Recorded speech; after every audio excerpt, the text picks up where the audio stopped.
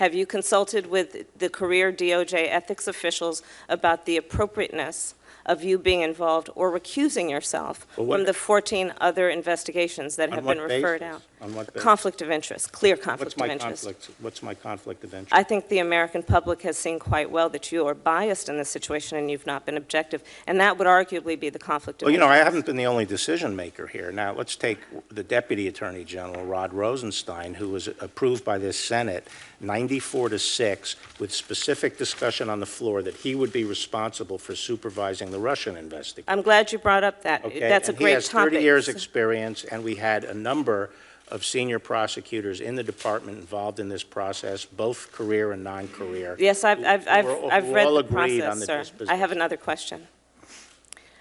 And I'm glad you brought that subject up because I have a question about that.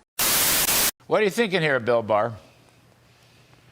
Well, I agree with most of what you said, Larry. Now, obviously, we don't have the indictment, so there's a little bit of speculation involved. But based on the news reports, if they're accurate, this is an abomination. It's the epitome of the abuse of prosecutorial power to bring a case that would not be brought against anyone else. They are going after the man, not a crime. And the legal theory, frankly, is pathetically weak. The case is held together by, chicken wire and paper clips and rubber bands. It's a lousy case. It's a shame.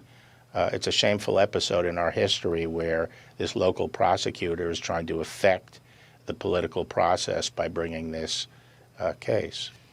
Well, according to news reports, the threshold crime is false business records, apparently reporting payments that were made to reimburse Michael Cohen, who had paid off Stormy Daniels, and the characterization of those payments as legal payments.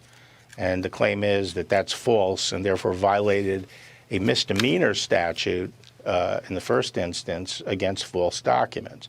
I actually don't think that's a valid claim in this case because the statute actually requires that it be done with the intent to defraud. So if you have false business records, and you're committing insurance fraud or some other kind of fraud where some value is taken from somebody else and you falsely get value in your own name, then the false records would be a misdemeanor. But I don't understand the basis for a fraud claim here. But then they take this misdemeanor, which also has a problem with the statute of limitations, and they try to shoehorn it into a felony by claiming that the reason the documents were falsified, was to cover up another crime. In this case, they're assuming that the payments were a campaign finance violation because they were effectively a contribution to the Trump campaign. I can tell you that's not the law. I don't think that's how the Justice Department would view it. It wasn't brought by the Justice Department during the Trump administration, but even after the Trump administration left, there was no inhibition on the Department of Justice to bring this federal claim if they thought it was valid, and it was never brought. So aside from that, I think it's quite clear under the law that payment, I'm going to call it hush money. I don't like that term, but payments of hush monies to keep, affairs or other things like that secret are not inherently unlawful. The question under the statute is, was it a campaign contribution? I think the law is quite clear it is not. And in fact, I think Merrick Garland, when he was a D.C. Circuit judge, wrote an opinion along these lines relating to Senator Craig, Larry Craig. But put that aside, under the statute, it would be a personal payment, a payment of a personal expense, and that is not a violation of the statute if it's the kind of payment that would have been made even apart from the campaign.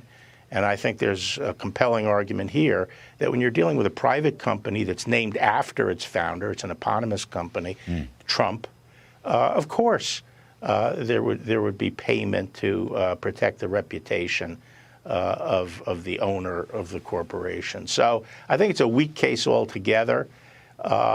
Unfortunately, I think it's going to accomplish what I think its political purpose, which is to inject chaos into the Republican process. I actually think probably the governing intent here is to help Trump and have all the news focused on this kind of stuff for the next couple of years, and turn the Republican primary into a circus. To me, there's no better. This is the epitome of the abuse of the prosecutorial power to preempt political decisions and sow discord in the political process. And I think it's going, we're going to rue the day we cross this Rubicon. There'll be more and more of this. And, it just doesn't end well. It doesn't end well. All our institutions, Larry, are being politicized, all of them. The media, science, medicine, education, and people aren't doing their jobs in those institutions. They are pursuing a higher political agenda, and so they sacrifice what those institutions should be all about. And so we see that now with the breakdown of the rule of law, where people will decide cases not based on principle and not with a blindfold on, regardless of who it is who's in the dock. They are trying to use the law as a political tool.